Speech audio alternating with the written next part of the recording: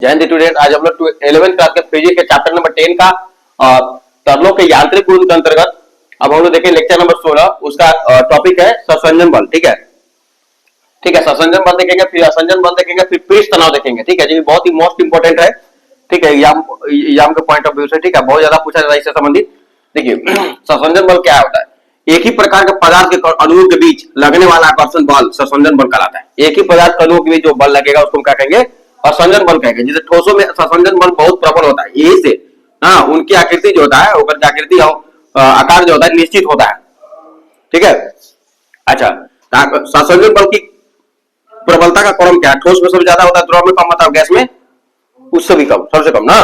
उदाहरण के लिए जब पानी की दो छोटी बूंदों को एक दूसरे के संपर्क में रखते हैं तो वे परस्पर क्या होते हैं? संयुक्त होकर एक बड़ी बूंद बना लेती हैं। दो छोटा बूंद को संपर्क में रखेंगे तो क्या होता है? दोनों मिल जाता है, बड़ा बूंद बनाता है। ठीक है, किसके कारण? ससंजन बल का कारण है। यह ससंजन बल के कारण है। छूट गया था। पानी में भीगी और साथ साथ रखी हुई कांच की दो प्लेटों को अलग करने के लिए अधिक बल लगाना पड़ता है। और दो प्लेट ऐसे रखा हुआ है, सूखा हुआ है दोनों। ठीक है, दोनों हटाने की कोशिश करेंगे, दो प्लेट अलग है, दोनों को गीला है, दोनों के बीच दोनों गीला है मान लीजिए, तो दोनों हटाने की कोशिश करेंगे तो सूखा वाला आसानी हट जाएगा, गीला वाला हटाने का थोड़ा ज्यादा बल लगाना पड़ेगा। कारण क्या है?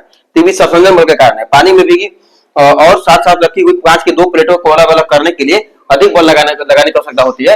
यह ससंजन बल के कारण है। किसके कारण है? ससंजन बल के कारण है। ठीक है, अच्छा, पारे की ऊंचाई की छोटी, पारे की बूंद की छोटी छोटी बूंद को लिखना होगा। पानी की बूंद को छोटी छोटी बूंदों में विभक्त करना मुश्किल होता है मॉर्निंग। ठीक है, इसका कारण क्या है? इसका कारण है ससंजन बल है। किसका कारण है? ससंजन बल। ठीक है, असंजन बल क्या होता है? अब देखिए एक ही प्रकार के पदार्थ के अणुओं के बीच जो बल लगेगा उसको हम क्या कहेंगे? ससंजन बल। अब असंजन बल क्या होगा? तो असंजन बल भिन्न भिन्न प्रकार के, दो भिन्न भिन्न प्रकार के पदार्थ के अणुओं के बीच जो बल लगेगा उसको हम क्या कहेंगे? असंजन बल। ठीक है, दो भिन्न पदार्थों के अणुओं के बीच लगने वाला आकर्षक बल असंजन बल होता है। जिस दूरी तक ये बल प्रभावी होता है हम क्या कहेंगे? आणविक प्रयास कहते हैं, मोलिकुलर रेंज कहते हैं उसको। क्या कहते हैं? मोलिकुलर रेंज, आणविक प्रयास कहते हैं। असंजन बल के कारण ही हम चौक द्वारा सैंपल को लिख पाते हैं। ठीक है, बोर्ड के जो अणु होते हैं और चौक के जो अणु है दोनों के बीच जो आकर्षण बल है, ठीक है, तभी तो वह टिका हुआ रहेगा बोर्ड पर, वो चौक का जो कण होगा। और आकर्षण बल नहीं होता तो गिर जाता नीचे, कहां से लिख पाते हम लोग? चौक का जो छोड़ दिए, छोड़ दिए तो वह उसके कणों के बीच और जो बोर्ड के कण होगा, ठीक है, उसके बीच जो बल लगेगा तभी तो वह कुछ बल लगेगा, तभी तो वह उस पर रहेगा। कौन?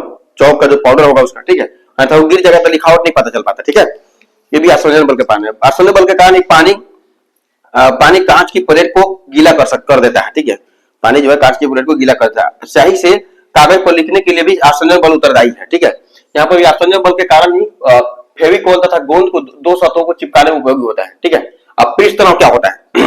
पृष्ठ तनाव बहुत मोस्ट इंपोर्टेंट है, ध्यान देखेंगे। ठीक है, स्थिर द्रव की वह विशेषता जिसके कारण उसका स्वतंत्र पृष्ठ क्षेत्रफल को कम से कम करने का प्रयास करता है। जैसे पानी है ना, ऊपर से नीचे पानी आ रहा है तो स्थिर अवस्था में गति उसका बढ़ता जा रहा है, लेकिन उसमें कोई शुद्ध गति नहीं है पानी के कणों के बीच। ठीक है, तो उस कंडीशन में क्या होगा? नीचे की ओर आ रहा है तो उस कंडीशन में क्या होगा? तो उसका जो बाहरी पृष्ठ जो होगा स्वतंत्र रूप से जो है वो क्या करेगा? कम से कम क्षेत्रफल करने का कोशिश करेगा। ठीक है, तो न्यूनतम क्षेत्रफल करने का कोशिश करेगा तो क्या करेगा? गुण, वह गुण उसका क्या करेगा? पृष्ठ तनाव करेगा। क्या करेगा? पृष्ठ तनाव। तथा त्वरित झिल्ली की तरह व्यवहार करता है वो, उसका बारीक पृष्ठ। ठीक है, स्वतंत्र पृष्ठ, पृष्ठ तनाव कहलाता है। पृष्ठ तनाव जो है द्रव के तथा इसे घेरने वाली सतह के अंतरपृष्ठ के बीच एक प्रति एकक लंबाई पर कार्य करने वाला बल होता है। ठीक है, पृष्ठ तनाव बराबर क्या होता है? तो काल्पनिक रेखा के बीच, मान ली कोई द्रव है जिसका काल्पनिक रेखा के बीच ना किसी काल्पनिक रेखा के किसी एक ओर लगने वाला बल, एक ओर लगने वाला बल कितना है? ठीक है, बटा में रेखा की लंबाई लिखा हुआ है नहीं, रेखा की लंबाई। ठीक है, इसको हम लोग इसको स्पीड तनाव को एस से निरूपित करेंगे, सरफेस टेंशन, बल को हम एफ से निरूपित करेंगे और लंबाई को एल से निरूपित करेंगे। ठीक है, मात्रक हो जाएगा, बल का मात्रक होता है न्यूटन, इसका मात्रक होता है मीटर, तो न्यूटन प्रति मीटर मात्रक हुआ। बीमा लिखेंगे, बल का बीमे से होता है mlt के पावर -2 और m मतलब मीटर, m मतलब क्या? मात्रक मीटर, लंबाई का मतलब होता है तो लंबाई के लिए l लिखते हैं लेंथ, l से कैंसिल आउट होगा, मतलब l का पावर 0, ml 0 2 के पावर t के पावर का -2, ये आपका होगा बीमे से होता है। ठीक है, तब तो मिलते हैं नेक्स्ट वीडियो में। Thanks for watching.